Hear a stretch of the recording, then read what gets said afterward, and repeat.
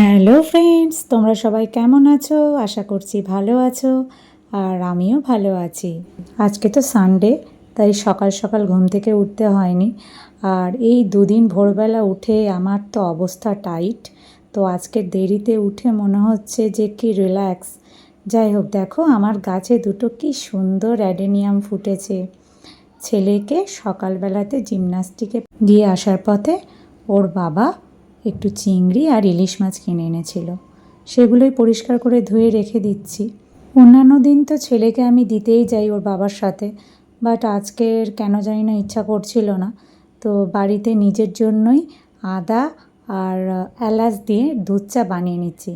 এমনি সময় তো আমার হাজব্যান্ড বানিয়ে দেয়, বাট আজকের ফার্স্ট টাইম নিজের হাতে বানানো চা নিজে খাচ্ছি।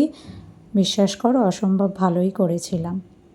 আর কিছুটা দুধ নিয়ে ফুটতে দিচ্ছি, কারণ ওই 1 বাটি মতো দই বসাবো, কারণ কালকের আবার ওটস নিয়ে যাব, স্কুল তো আবার কালকে আছে।